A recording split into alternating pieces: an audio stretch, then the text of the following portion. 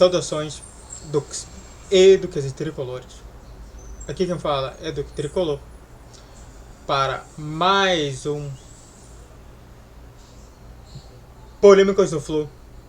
A oposição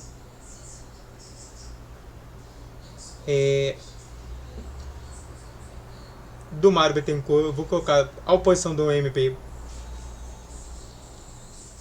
Mais uma vez, né? Quer dizer, nesse caso eu vou ter que colocar a ação da oposição do Mário Bittencourt.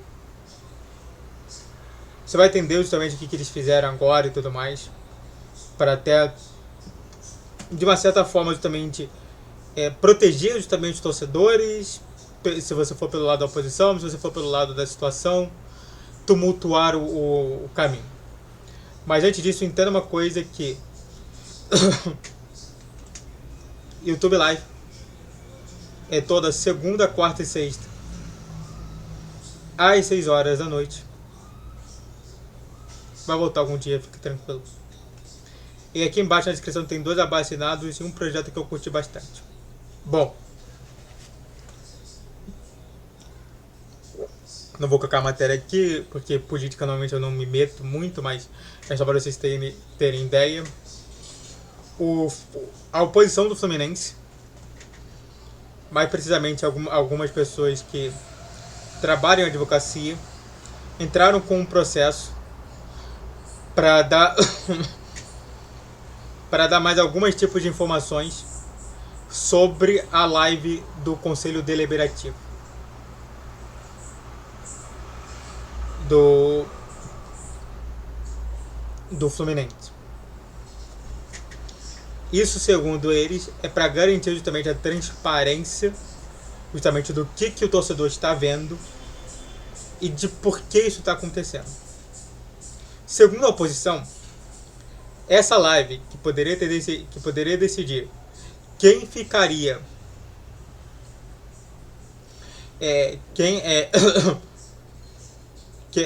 que SAF iria acontecer, mesmo sem a situação dos torcedores do Fluminense, né, justamente dos sócios do Fluminense, é justamente aquilo que chama mais atenção.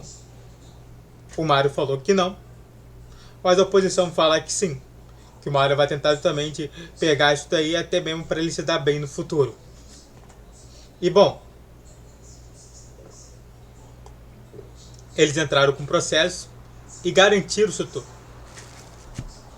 Quem foi realmente o personagem justamente que falou sobre esse tipo de tema foi o Oswaldo Montenegro, que, para quem não sabe, é o vice do Mário Bittencourt.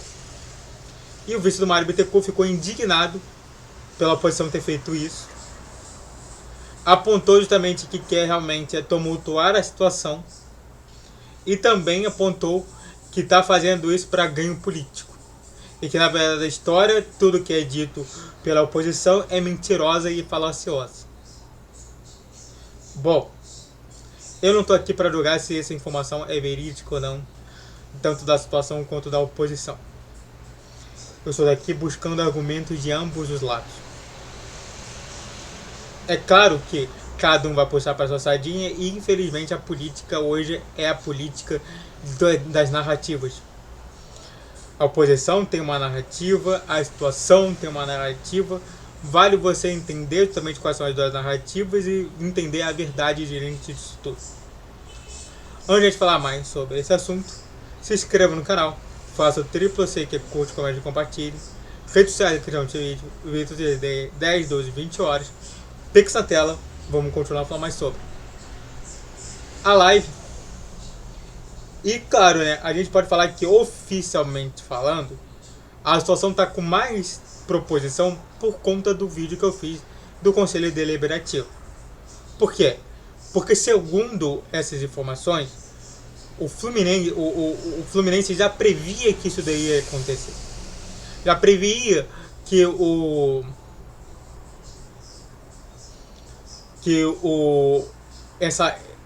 esse dia em específico teria que ser feito de forma mais transparente. O próprio informe que eu mostrei para vocês, pela análise que eu fiz com vocês, mostra que a situação está com mais verdade do que a oposição. Mas é claro que a gente não sabe somente de um detalhe importante. Por que eles fizeram isso? Sabe aquela situação das flores? A flor justamente pode ser justamente para tentar agradar a sua mulher ou para pedir desculpas. A gente tem que saber a intenção do que aconteceu ali. E bom, eu sempre falo que em dúvida, em dúvida pro réu. O réu, justamente, aquele que realmente está sendo atacado, é justamente a situação. Então, na dúvida, a situação, ela pensou nisso e agiu dessa maneira. Isso quer dizer que eu coloco justamente que a situação está correta, que o Mário Bittencourt está correto? Claro que não. Não seja trouxa o suficiente de achar isso. Eu não sou um cara que vou falar para vocês aqui que eu não sou um comunicador para falar para vocês que o Mário Bittencourt ele é perfeito. Não é.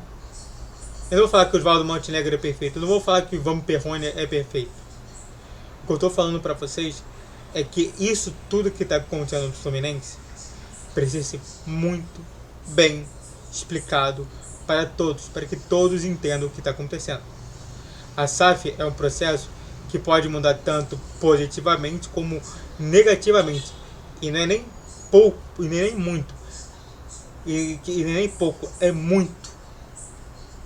Ou é muito positivamente, que a SAF deu certo e você está evoluindo o seu time, ou muito negativamente, por exemplo, no caso do Vasco, que cada vez mais desevolui.